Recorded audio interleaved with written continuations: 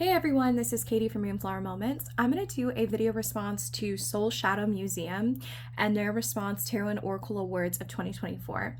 So this is coming from Marine at the Waves of Your Soul Tarot. I love her content so much. She went ahead and translated all of these prompts over to English for us so that the English speaking side of TarotTube could participate. And I thought that these prompts were really well selected. And so thank you to Marine and thank you to the original creator of this hashtag. There are 22 different prompts, so if you're down for a long video, I think it would be a good idea to get some tea and sit back and enjoy. I mean, I have 22 prompts, so I think I'm going to be here a little while. So the first prompt is your most mysterious deck, and I will say that most of the decks that are on this list I bought in 2024, but some of them are a little bit older. For the first one, for most mysterious deck, I even have it like in this great like kind of spooky-ish color bag, and this was one of my favorite deck acquisitions of 2024, and this was the NOLA Tarot Cats. So I actually forget how much I love the cardstock on this deck, and then I bring it out and I'm like, whoa baby, this cardstock is exactly what I want. So it's like a gorgeous linen, but this features a bunch of different cats in New Orleans, and some of the cards really look like New Orleans cats. Like for example, we have a bunch of like Louisiana purple irises in the background here, so I see the touch. This is definitely down on like the French market side of things, and so I can see that this has like a clear correlation to New Orleans, but some of the other ones look like cats and they could be anywhere, right? So there's kind of an air of mystery here. Like we have these cats that are running down NOLA, but like how do they see the world? Do they see the world as this mysterious place with all of these different colors? The fact that they are anthropomorphized also adds to that mysterious air, because it's like, what are these cats getting up to next? And so it's such a joy to work with these little cats. They've taught me a lot this year in terms of ancestor work. This deck pairs really well with some of my favorite decks, such as like the Faceted Garden Oracle. And I just really love a moody color palette in general. So this one became a quick favorite in my collection. It is so different from my usual taste, but hey, it's a Louisiana deck. Y'all know where I'm from, you know that I love it here. So I had to get something to represent the home state in even the slightest of little ways. So I'll stop there. Mysterious deck goes to NOLA Tarot Cats.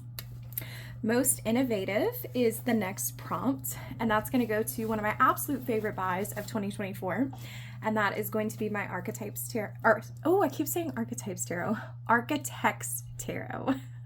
I think it's because I'm so used to saying Archetypes deck with like the Oracle, but Architects Tarot, that's what it's called. So I think that this is probably my most innovative deck. I mean, for example, look at this death card. That doesn't look like anything like a traditional death card. We have the nod to like the scythe here, so you can see that like something is coming and going and we're cutting away something. But the fact that this figure is just flipped upside down, really showing that your whole world is just flipped and that there are things beyond what we normally see and what we normally perceive. I get a lot of intuitive hits from this, and so I have to say that I think it is crazily innovative. The figures have no faces, and I think that adds to the innovation of the deck because it makes you really feel like you could be any of these figures. They're also genderless, which I really appreciate when I'm going through it, but I think that this is such a cool concept to take the concept of drafting with the architects and what they do every day and make that into like this conceptual, constructive tarot deck. It's just very neat. So I do have a first impressions on my channel of this that ended up being pretty long-winded because I had a lot to say about these cards. But another reason that this is one of my favorite decks is that the cards actually match each other. So I'm going to go ahead and find a couple so I can show you. So the outline of the cards actually matches up together. So this is 3 of Swords with 4 of Swords. So I think that that's really genius. And then you also have like the 4 of Swords with the 5 of Swords. So each card is just part of like a greater story. So I go through the story of the cards in my first impressions, but I thought that was wildly innovative. So I'll leave a link in the description box below if you want to hear more about this deck. But the Architects deck was definitely my most innovative deck of 2024 and like a very fast favorite. Like I wouldn't be surprised if this is on my top 10 deck list of next year. I would wager to say that Architects Tarot is probably my favorite deck that I brought in this year. All right, so most precise.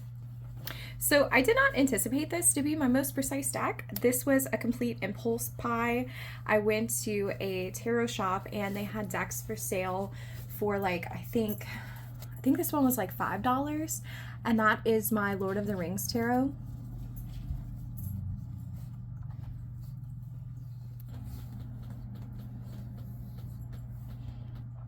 So like why is this my most precise deck of 2024? I actually have no idea. So I will say that every time I have sat down to read with this deck, the readings have been incredibly accurate. And I will confess, I don't know anything about the Lord of the Rings. I have read The Hobbit, but I've not seen The Hobbit. I've never read any of the other Lord of the Rings books, never watched them, anything like that. This is not a fandom that I typically belong to, but I felt incredibly called to purchase this deck, one, because it was $5. I mean, come on, price was definitely a factor, I'm not gonna lie. But another reason where I felt called to purchase it was because this artwork is incredibly compelling to me. And so I really have grown up in with a large part of myself loving fantasy, and my brother especially, so it could definitely ties me to them. But I also really love pip decks. I find pip decks to be really precise readers. And so when I pull this deck, even though it only has like 5 of cups here, I know exactly what it's trying to convey to me and what it's trying to tell me. I can get a lot of meaning here with like one of these cups being different, and then another cup too having like the lids don't on. Almost in the sense of everyone is going to process their grief in their own way, so you have to find what works best for you. And I don't know where that message came from other than the fact that, like, you know, like I said, one's a different cup and one has a lid on it. I don't know why, but I get a lot of like strangely spookily accurate readings with this deck. I feel like it tells me exactly what I need to hear, and I'm pretty sure that this is my favorite mass market buy of 2024. I think I would wager to say that, but this is definitely my most precise deck of 2024 for sure. Absolutely. And like maybe if I understood the fandom more, it would even be more precise. But I think the fact that like I don't know anything about the fandom almost makes it more precise for me, because I don't have a bunch of different layers that are keeping me from interpreting the cards the way that I see best fit. Like, I think it's important for our intuition to come from a place of knowledge, which is why I think it's important to study tarot. And I can imagine that my intuition would be helped by knowing some of the lore behind the stories found in this deck. But I think at a certain time, like, the deck is really working very well for me, so I don't want to mess that up. I'm good with it where it's at. And I've had a lot of good moments with the Queen of the Rings, so love her. So that was my most precise deck, which would be the Lord of the Rings Tarot. Now, my most popular deck of 2024, it took me a second to kind of get this one, because I think I wait a long time before I purchase decks. If they're popular, I don't really kind of jump at like new decks. I like to kind of watch walkthroughs and kind of make my own opinion before I kind of jump all in. But I instantly thought of this deck, which was the deck I was trying to say earlier when I was really trying to say like Archetypes deck. I always like mix them up, and I think it's because everyone knows the pocket archetypes. This kind of took the tarot tube, I think, by surprise this year, because we've all really liked the full size deck, but I think everyone knows that like round decks are really hard to manage, and so I did end up rehoming my larger size in favor of this one. And I'm so glad that I did. So this was like my most popular deck, I think, of 2024. This really had like a grip on the TarotTube community for like this past several years now, but it also over the summer, because it was re-released in the smaller size, I think people like were reminded exactly how much they love this deck and why they love this deck. So for me, I use this deck for big picture readings. I like to use it for client work when I'm doing Wheel of the Year spreads in particular, or when I'm doing like a forecast for several months ahead. I'll pull some of these cards to describe some of the larger energies that the client needs to work with in the coming months, and I found that it really slotted in well there. So it is probably the most popular deck that I own, and definitely the most popular, I think, of 2024. I can't think of another deck that really had like the tarot community by a chokehold as much as this one, except for maybe like the Arthurian Tarot, which I could have put here too, but Archetypes is mega popular. I think everybody knows her. Now, most accessible, I think, is going to go to the Fifth Spirit Tarot. So I know this is a bit of a controversial take because this is a pip deck in the minors. So people do tend to find those more difficult to work with. But I say that if you're interested in reading with a pip deck, this is the deck that you need to start with. So even though it's a pip deck, I think that the meanings of the cards are really like obviously portrayed, such as, say, for example, 10 of Pentacles. We don't have any people here, so it is like more pip-y-ish, but at the same time, you can see that there's like this happy house and like this happy structure. So I think that it's kind of a gateway into pips for many people that find them to be really challenging. I think that the world is really accessible too, because it definitely reflects a more modern world. And so for that, I really love this deck. But I think that it is one that can really get you into seeing and working with decks that have very few people. I mean, look at this for the Two of Wands. For me, this seems like a clear depiction of what Two of Wands is, like kind of that starting energy right before you're about to like fire things up, more so than even like the traditional RWS. So I'm going to go ahead and say that Fifth Spirit is my most accessible deck. In many ways, like even though it's a pip deck, I would argue that I think that is the most like beginner friendly deck in my collection. I think that many people love Charlie Claire Burgess's work too. That's the creator of this deck. And I think that the guidebook for this is really clearly and like appropriately written. So this deck is just very approachable, I find, and it's very emotive and it has a lot of emotion into it. So I'm so thankful that I brought this into my collection in 2024. This was definitely one of my favorite buys of 2024 too. And like I said, some of the decks that I have listed in this I bought like earlier, but a lot of the ones that I'm listing up in the front were newer to me this year. It's been a good year of buying decks, and I've been like very privileged that I've had that chance to bring so many cool things into my collection. Next is going to be the most spiritual, and that was an obvious choice for me. That is my Prophet Oracle. So if this is a deck that people see and they think of me, I would be really pleased. This is by far my most wildly spiritual deck ever. So I pull one of these cards and I ponder the message on my altar for an entire month. And so I've pulled this one before, When Love Beckons to You, Follow. And I find that these messages are just really big in theme. So they're really good to work with for an entire month. And to me, that like is very spiritual, because you start to see the connections between let your best be for your friends in everyday life. Throughout the month, it almost feels like I have this thread that's weaving throughout the month. And I can always like go back to my altar and kind of touch base with this message. And I find that to be a really important practice, because I find that a lot of these messages are deeply in tune with how I want to live my life anyway. It is when you give of yourself that you truly give. Gorgeous. So if this is kind of like my message of the month, I can always touch back with this message and really feel like I'm connected to something that's deeper than myself. I'm connected to the people around me and the world around me. A lot of these messages also have like touches of nature in it. The ocean laughs always with the innocent.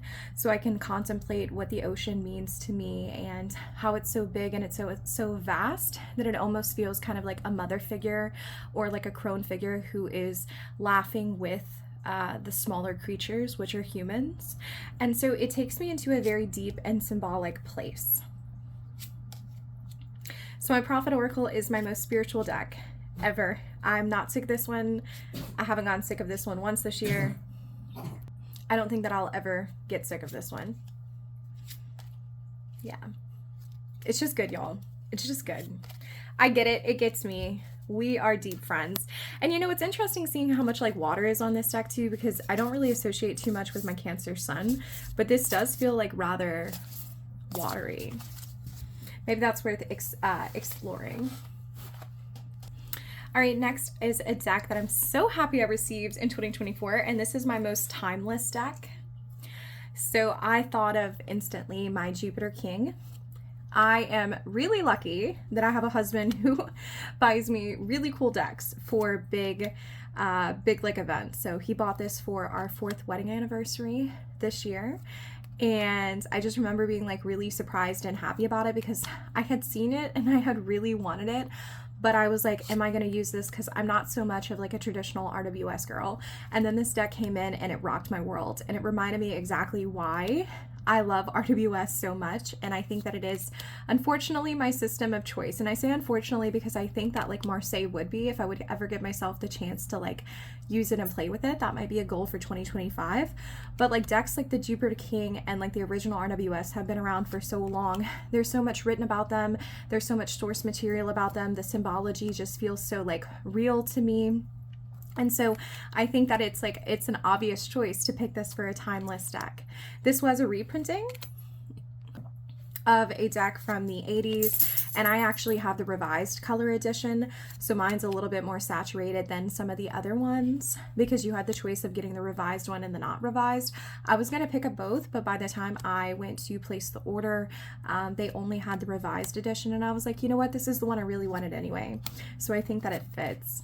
So this is my timeless deck of 2024, Jupiter King, also known as JK, and I really love the backs of these two. I mean, like, that's just uber classic.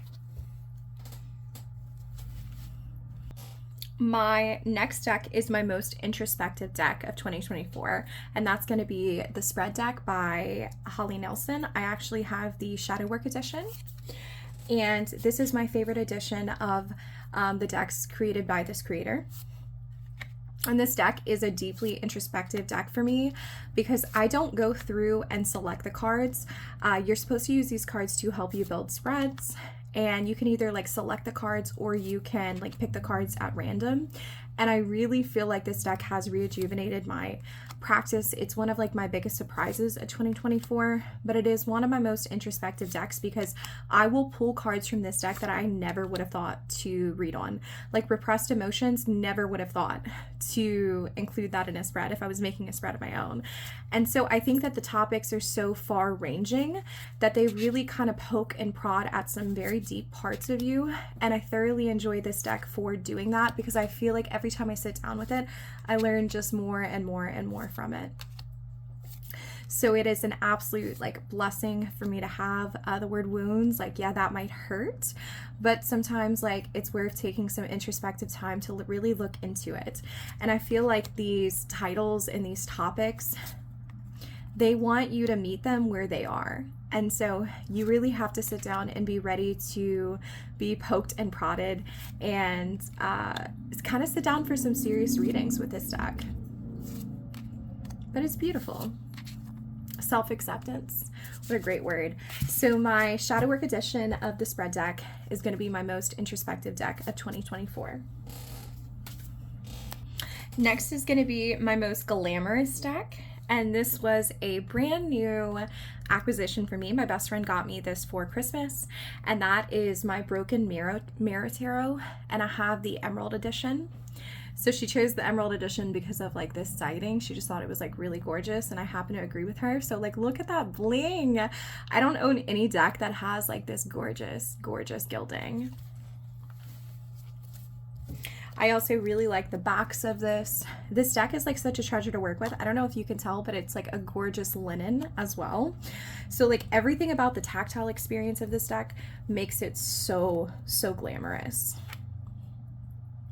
So the art style is a little bit different than what I'm used to, but like I said, between like the tangible experience of like holding this deck and like letting like the gilding catch the light, I think that it is an ultra, ultra glamorous deck. So I haven't figured out where it's going to place in my collection.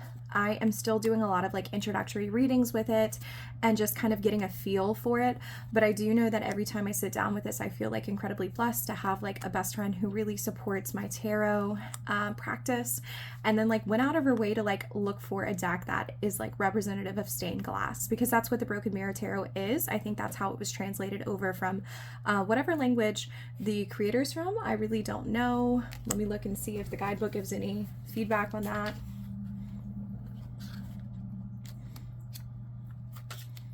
Nope, no feedback.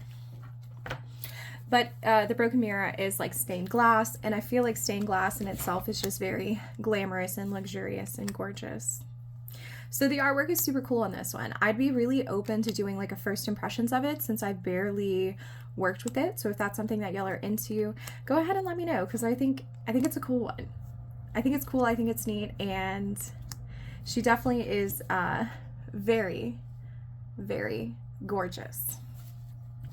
So this was the Broken Mirror Tarot. Hopefully that glare didn't blind you too much, because I do have my window open. It was catching that light well. Okay, next is going to be my Good Mood deck of 2024. And I think that is going to be my Tarot de los Muertos. Actually. Tarot of the Dead. This is totally my Good Mood deck. I like this little deck. I think it is like super cute. First off, it's super, super small. So as you can tell, it is like super small, and it also has like this gorgeous gilding. I really like gilding like that. I know some people say that it hurts their hands, but I don't riffle shuffle. I only overhand, so it doesn't bother me too much. But I just think that this guy is in ultimate good mood. I want to be involved in the world that these little skeletons are in. It's a little bit retro because this is the 25th edition of the deck, and I feel like the deck itself was created like with an older generation in mind. So you have like, instead of the pentacles, you have the movie reels. And like, look at this like strength card, like the skeleton like swallowing the fire. I don't know, it's cute. It brings me a lot of joy. It brings me a lot of happiness. I love the Emperor with like his old school like computer. The Fool, and we have like this car here, and he has like a pack on his back, and like he even has like a dead dog. Like, come on, how cute is this? It's just ultra cute. The colors make me really happy because they're a little bit retro. Look at the Empress. I need to work with this deck more. I definitely put this in my December deck list, and unfortunately I had a bunch of stuff come in, both like with gifts and then stuff that I bought myself. So this one kind of fell to the wayside a little bit, but December is not over yet. So my goal is to use this a little bit more in the coming week because I think it is so precious. But if I don't get it into December, I know for a fact I'll get into it in January. That's when I tend to use like more pastel color decks like this. But good mood deck for sure. Super cute, and it likes to go on like little trips with me. The backs are really cute.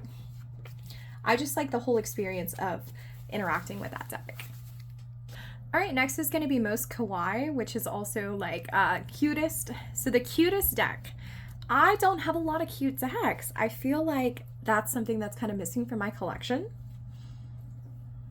is that I don't choose to buy them, but I do feel like the Inner Child Tarot cards, I feel like they match. So this is the Inner Child Tarot, or rather the Inner Child cards, I think is what they're called. I kind of blended the names earlier. And I do think this is like really cute. Come on. So we have the Six of Crystals, which is like the Six of Swords. And you can tell like all of these little gnomes are going on a trip, and they've reached like this destination that's going to bring them joy and hope and things like that.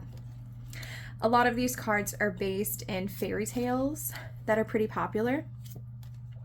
So I appreciate that I can like snuggle up with a guidebook and really kind of consider how my life has changed since I first heard some of these older fairy tales. Some of them are new to me, but for the most part, I do have a little bit of familiarity. So it touches on like a cute little part of me. And I just really appreciate that like an entire suit is like the butterfly suit. So let me go to it. So the wands.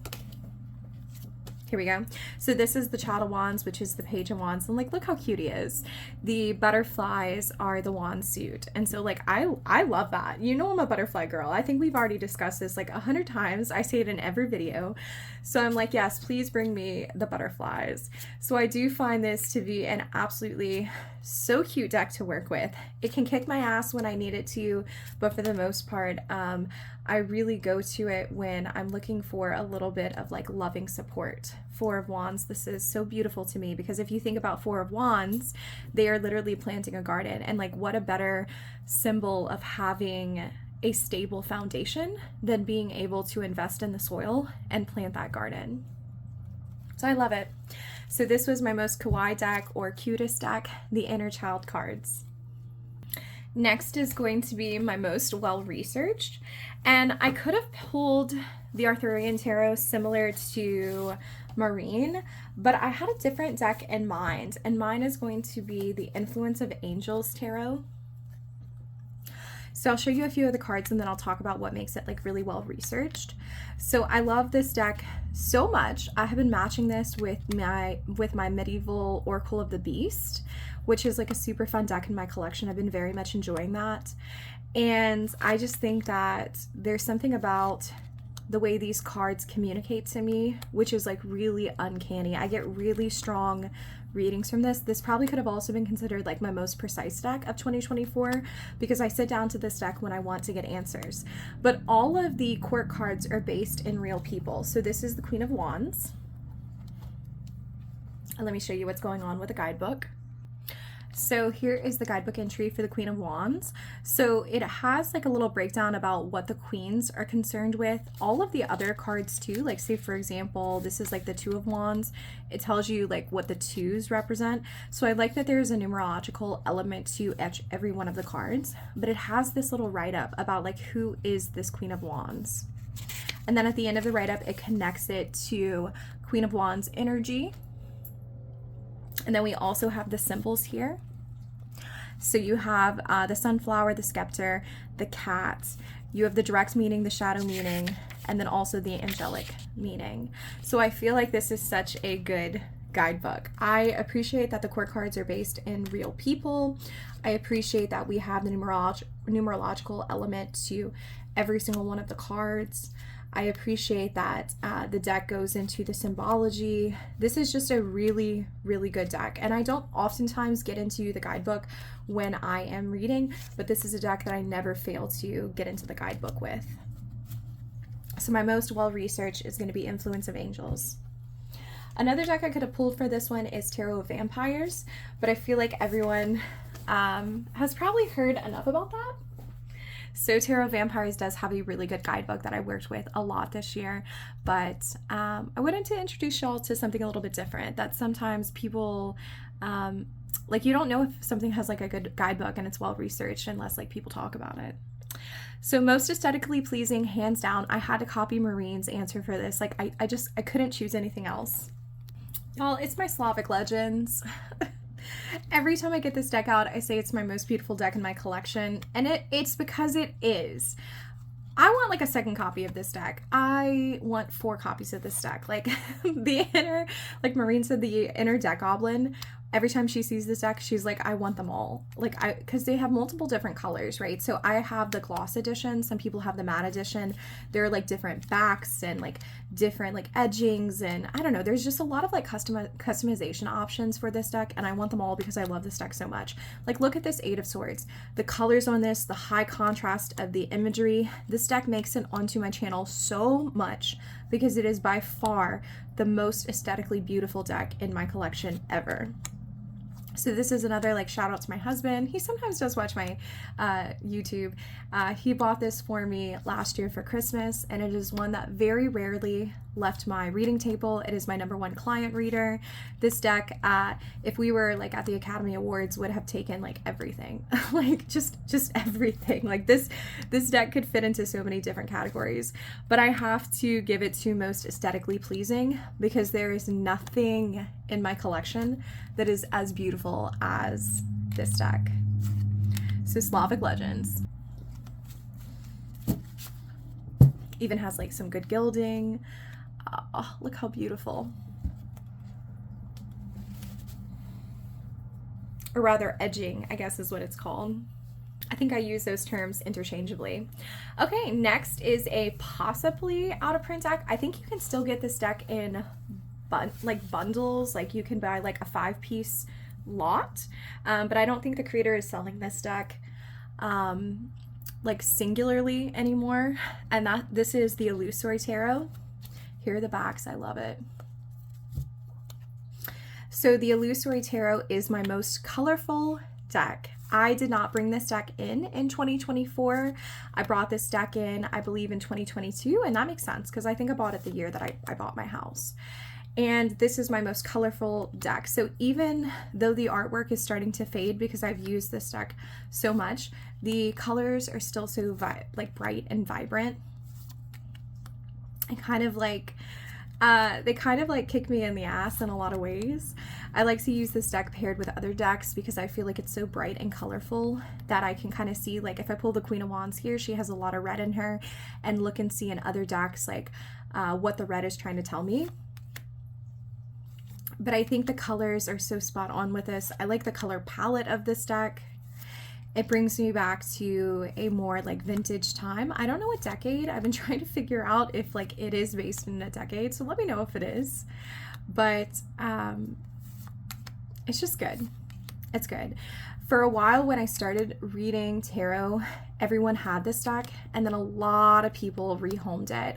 So if you have this deck still, let me know how you use it. This is my deck that I use to read for my house. So my house, Cheryl, is an A-frame, and she's super vintage. She has like a spiral staircase and a screened-in porch off the master and a loft area, and like she's very still stuck in the 70s. Like she is not upgraded at all, but like she's like good 70s. And so even though this deck doesn't directly portray the 70s, it does. This was the first deck that I bought when I moved into her. And so whenever I need to check in on my house, this is the deck that I use for it. But it's my most colorful deck, y'all. Like, look at that. I don't need a deck that's more colorful than this. Like, we have every color of the rainbow and like its highest saturation presented in this one. So that would be Illusory. Once again, if you have this one, let me know, because this is one that I don't see talked about a lot, and it is one of my favorites. So in contrast to the most colorful deck, now is the darkest deck, and I even went and edged this deck in black. It had white borders to start out with, but I felt like it needed the black. So this is my Symbolic Soul Tarot, which was a gift from someone who is a viewer, so I really appreciate that she gave this deck to me. And I haven't had this deck for like super long. I think I might have only had this deck for probably about 4 weeks now. I don't know why I had reversals mixed in, because I really don't read reversals very often. Okay, so I paused to get them all straight. So I used this deck to read for a friend the other day who was kind of going through a harder time, and I really felt like a darker deck was going to meet her where I needed to meet her. Okay, I thought I fixed the reversals. Okay, here we go. I think that should be the last ones. But like when I sit down to read at my reading table, I was like, what deck would really fit her? And this deck seemed to be screaming out. So I'm happy that I have a deck that's like a darker deck in my collection, but I've also found that this deck carries like a lot of sexual energy as well. So like a little bit strange but true, I see like a lot of phallic representation in these cards. So for example, let me go ahead and find, oh, 3 of Wands right here. I don't know why, like there's something about like these big chunky things that looks like a penis to me. I really can't explain it. Okay, I also see like a lot of boobs, so I'm going to show you just a second what I mean. So like Queen of Wands, like yeah, that kind of makes sense to have her like so hot and heavy, I guess. But like Queen of Cups, I'm not sure why she has boobs. Ace of Wands, I mean, are you seeing what I'm seeing? And it just so happened that like while I was reading for this friend, like I really did pick up on some of that sexual imagery. So I'm not saying that like sexuality is like equated to dark, but I would say that this is the darkest deck in my collection, but it also illustrates like maybe like our hidden urges. And I find that to be really interesting and really unique. And I own nothing else that touches on those themes in such a like subtle way. Like I have L'Ephemeratiques, which is like obviously an erotic tarot of like women, but I don't have one that like shows like guys and like women. So I like that. I think it's cool. Like I've had a lot of fun with it. And like I know that Dawn Michelle has like participated in a Lilith practice before, and I feel like if I was going to engage in that, it would be this deck for me. So it's dark not only like in its color palette, but dark in the sense of like I think it touches on things that a lot of people like choose not to share aloud with the rest of the world. Like why does he have to have such like a big butt? I don't know. It's what I see. Do y'all see it? I feel like so many people talked about this deck this year, and like no one mentioned that it kind of runs in that direction. It's a cool deck, y'all. Once again, I did mod this one to putting black borders. So that was my darkest deck. That was Symbolic Soul. And I'm really appreciative of the viewer who sent that to me. So thank you, thank you, thank you so much. I've been having a lot of fun. So thank you. The next deck is going to be the Best Sensory Experience. The Best Sensory Experience is going to be one of my all-time favorites, and y'all probably already know. Here are the backs. It is my Aztec Tarot. This is a linen cardstock, and it is just such an easy reader for me.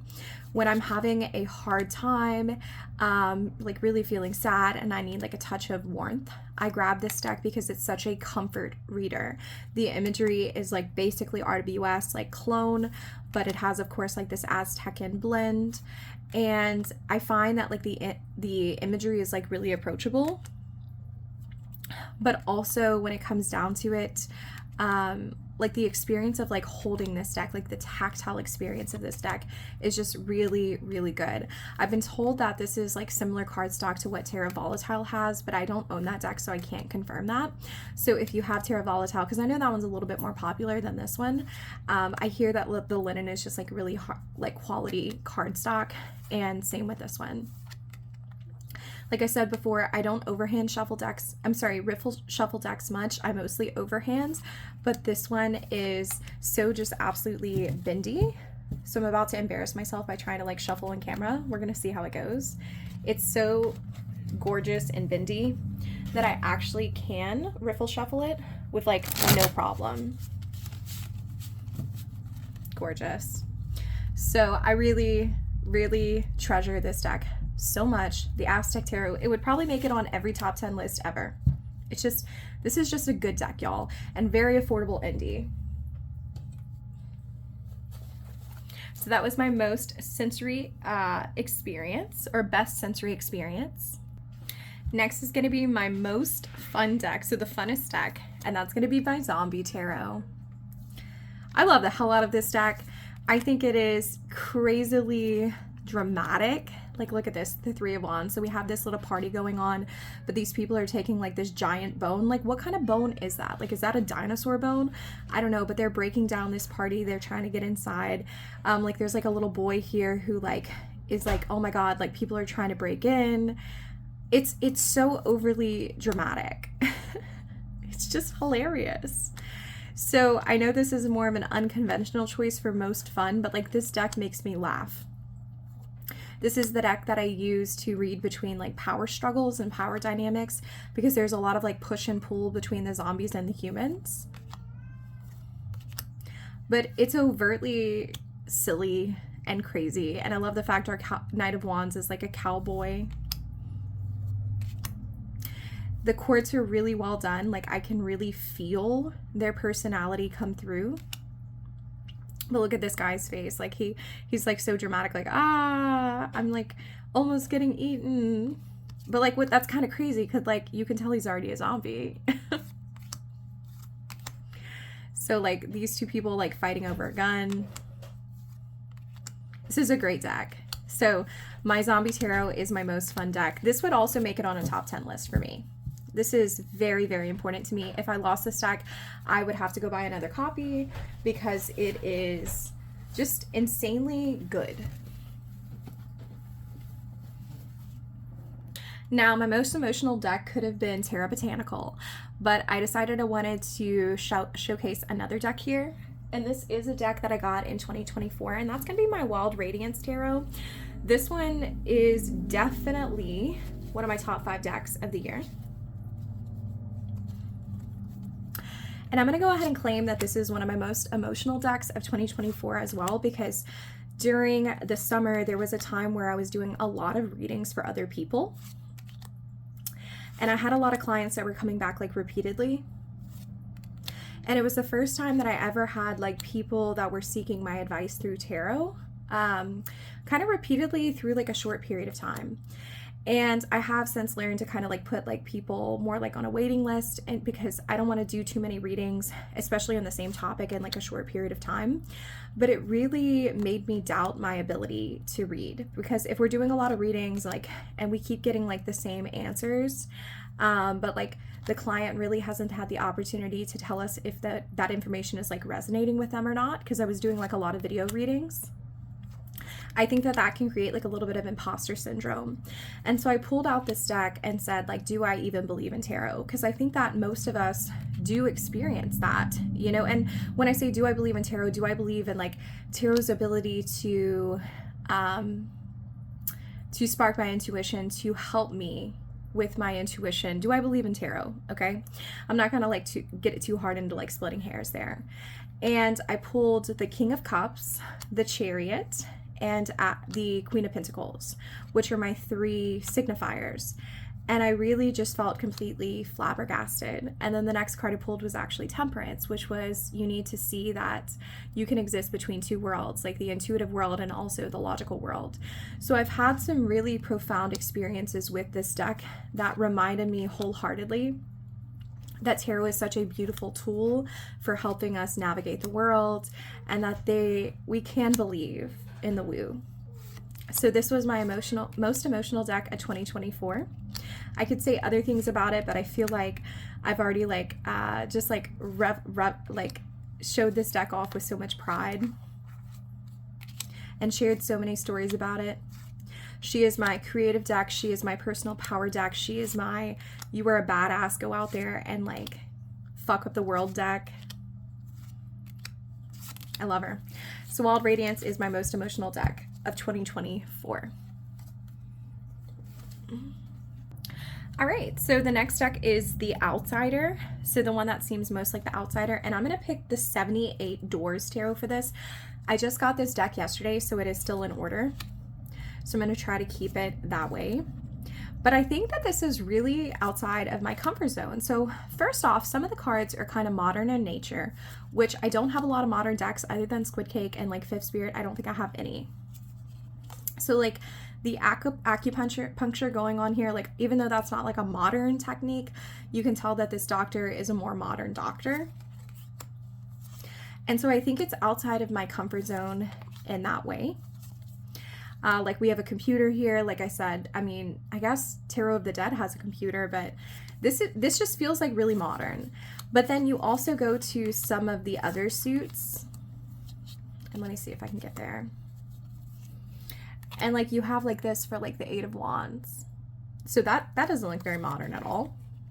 This guy looks pretty modern. But like I'm not quite sure what they're wearing. And this is an outfit that keeps repeating. So if y'all have any insight about the clothing, please let me know. And then we have this. That's not very modern. So I think it's interesting that it has like a mixture of like uber modern imagery, but at the same time it has like this old world kind of feel. So I don't know, I'm interested in it. I've seen like multiple walkthroughs of this deck, but I don't think I picked up until I got it in yesterday that it had kind of like this blend between like the modern and the old world. I don't think it'll bother me too much because I mostly like pull cards like that are like smaller spreads anyway, so the chances of me getting them like mixed is probably very low. And I love this little 6 of Cups, but I love the concept of like everything being a door or a portal. This is my favorite world card ever. Can we take for a second and just like really acknowledge, I always think of the world as like the Fool is kind of like starting over again on his journey. So I love the hell out of this world. So I think it's cool. See, here's the outfit again. So this is my outsider deck because it doesn't really fit in with some of the other like time periods that my other decks do, but I'm excited to try it out. I haven't read with it yet. We might give it a read today if I have time after Christmas, because we are celebrating that today. All right, so that was my outsider deck. It is Tarot of the 78 Doors. Let's see what comes next. Best nature deck. Wow. I could have given it to Tarot Botanical, but I wanted to pick the deck that really rocked my socks off this year in terms of nature decks. And that has to be Shanna D's Little Bird Tarot.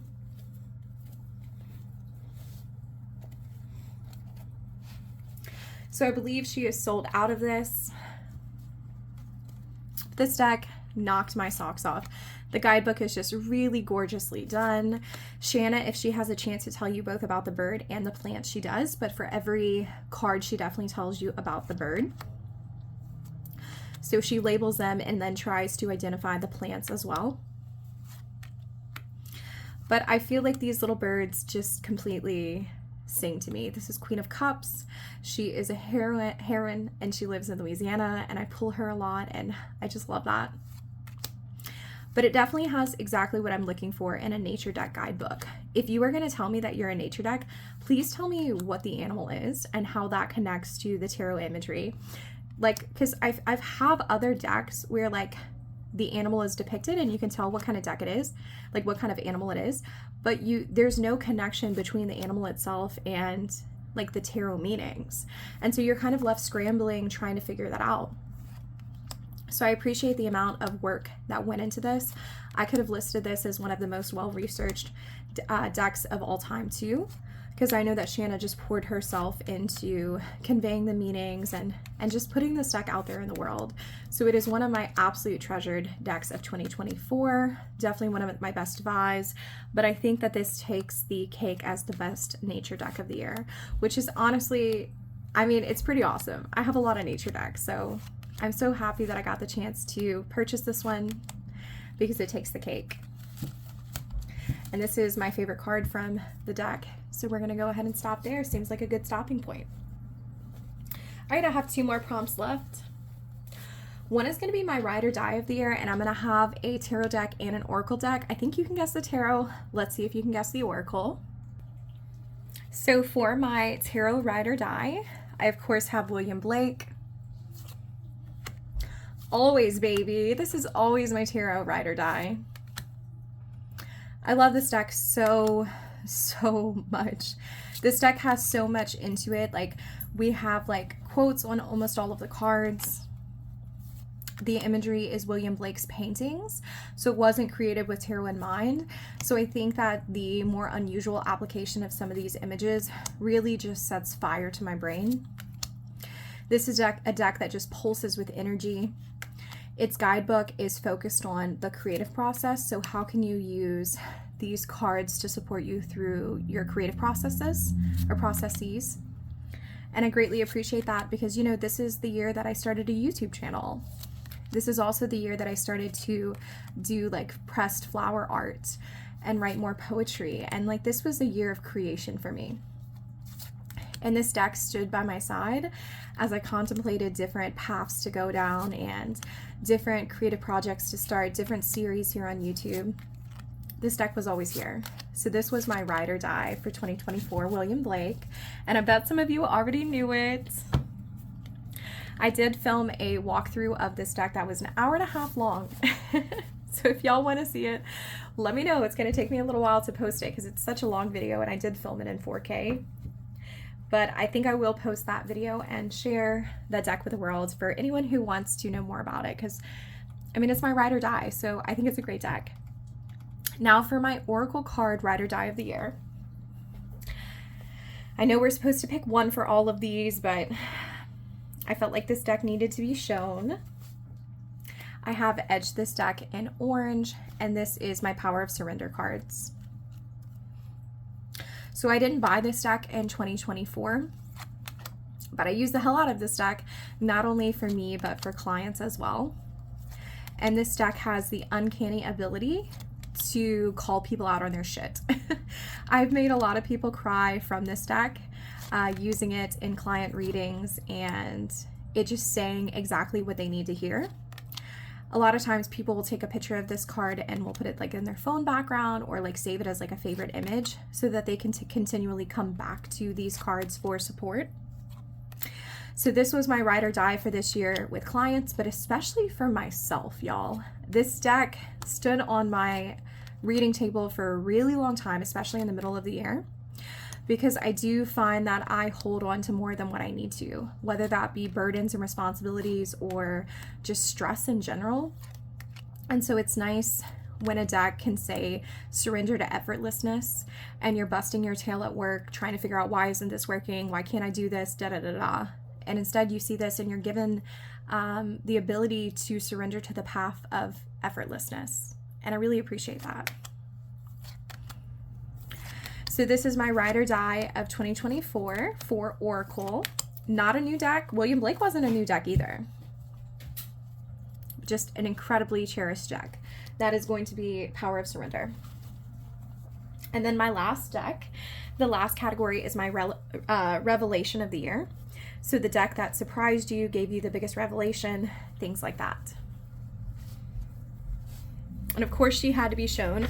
She was also a ride or die of the year, but I felt like she deserved to be honored with her own little category.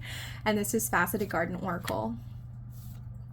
So glad I took a chance and I jumped on this.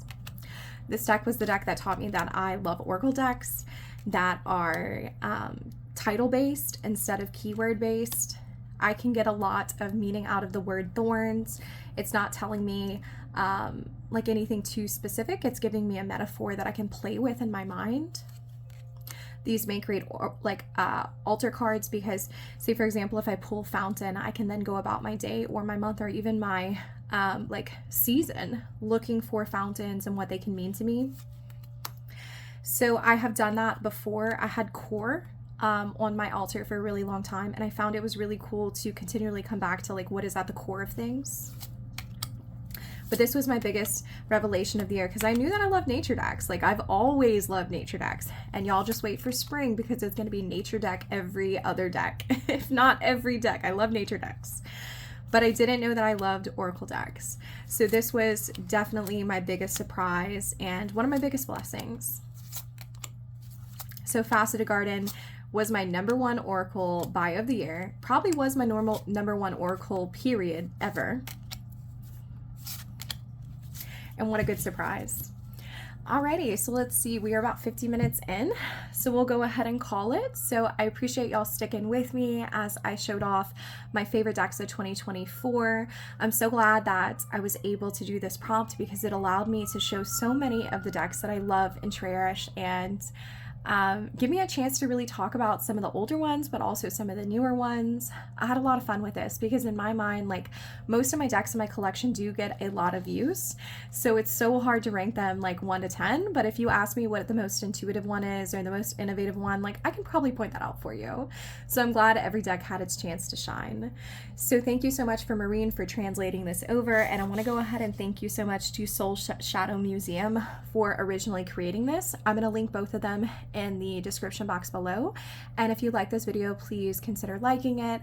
I appreciate y'all so much. If you want to leave a comment below with some of your answers to these prompts, let me know. I love hearing so much from y'all. So I will see y'all next time. This was Katie, and I appreciate y'all being here.